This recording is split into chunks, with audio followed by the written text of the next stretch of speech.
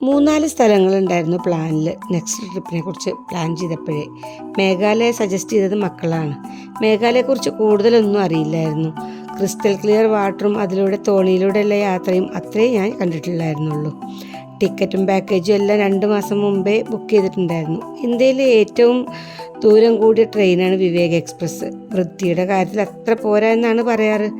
Second A സിയിലാണെങ്കിലും bathroom അത്ര കംഫർട്ടായിരുന്നില്ല. ചെറിയ bathroom ആയതുകൊണ്ട് വലിയൊരു ബുദ്ധിമുട്ടുണ്ടായിരുന്നു. ക്ലീൻ ആയിരുന്നു ബട്ട് എനിക്കതൊന്നും അത്ര പ്രോബ്ലം അല്ലായിരുന്നു. കാരണം ഞാൻ ട്രെയിൻ യാത്ര വളരെയധികം ഇഷ്ടപ്പെടുന്ന ആളായതുകൊണ്ട് ഞാൻ ഒരുപാട് എൻജോയ് ചെയ്യുന്നുണ്ടായിരുന്നു.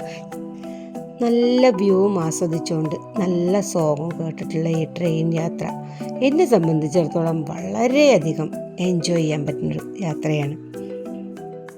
ഞങ്ങൾ 5 പേര് ഒരു കമ്പാർട്ട്മെൻറ്റും ബാക്കിയുള്ളവർ വേറെ കമ്പാർട്ട്മെൻറ്റിലുമായിരുന്നു. പക്ഷേ ഞങ്ങൾ അങ്ങോട്ടും അവരിങ്ങോട്ടും വന്ന് ഞങ്ങളെല്ലാവരും കൂടെ നല്ല എൻജോയ് ചെയ്തിട്ടായിരുന്നു യാത്ര ഫുള്ള്. അച്ചാറും സാധനങ്ങളെല്ലാം ആയിട്ട് ഷെയർ ചെയ്ത് കഴിക്കുമ്പോൾ അതൊരു വേറെ ഫീലാണ്. നമ്മൾ സോളോ ട്രിപ്പ് പോകുമ്പോൾ വേറെ ഫീല്, ഇങ്ങനെ ഗ്രൂപ്പായിട്ട് പോകുമ്പോൾ വേറെ ഫീല്. ഇതൊരു നല്ലൊരു എക്സ്പീരിയൻസ് ആയിരുന്നു ഈ ഒരു ട്രെയിൻ യാത്ര എനിക്ക്. ഇത്ര പെട്ടെന്നാണ് നമ്മൾക്ക് ഒരു പരിചയമില്ലാത്ത ആൾക്കാർ നമ്മുടെ ഫാമിലിയായി മാറുന്നതെന്നറിയും. അങ്ങനെ അടിപൊളിയായിട്ടുള്ളൊരു 3 ദിവസത്തെ ട്രെയിൻ യാത്രയ്ക്ക് ശേഷം ഞങ്ങൾ ഗുവാഹത്തി റെയിൽവേ സ്റ്റേഷനിലെത്തി. ഇവിടുന്ന് ഇനിയും 150 കിലോമീറ്റർ വേണം ചിറാപുഞ്ചിയിലേക്ക്. ട്രെയിൻ ഇറങ്ങിയതിന് ശേഷം ഞങ്ങൾ റെയിൽവേ സ്റ്റേഷനിലുള്ള ഒരു ലോഞ്ചിൽ കയറിയിട്ട് ഞങ്ങളെല്ലാവരും ഫ്രഷായി. അത്യാവശ്യം കുഴപ്പമില്ലാത്തൊരു ലോഞ്ചായിരുന്നു. എല്ലാ സൗകര്യങ്ങളുള്ള ലോഞ്ച് തന്നെയായിരുന്നു അവിടുത്തെ.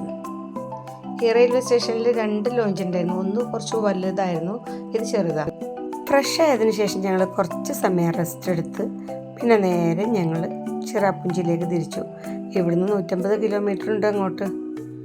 ഇടയ്ക്ക് നിർത്തി ലഞ്ചൊക്കെ കഴിച്ചു ഞങ്ങൾ. പിന്നെ ഇടയ്ക്കുള്ള വ്യൂ പോയിൻറ്റ്സിലൊക്കെ നിർത്തിയിട്ട് നമ്മൾ കുറേ ഫോട്ടോസൊക്കെ എടുത്തു.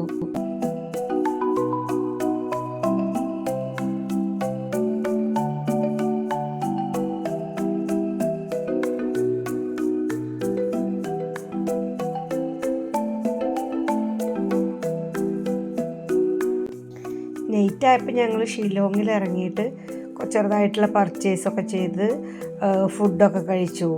ഇവിടെ ഒരുപാട് പർച്ചേസ് ചെയ്യാനൊന്നും സാധനങ്ങളില്ല.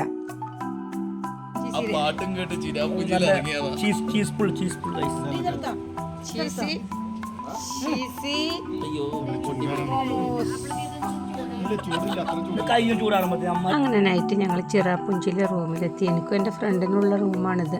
ഉറങ്ങാൻ പോവാ. ബാക്കി നാളെ.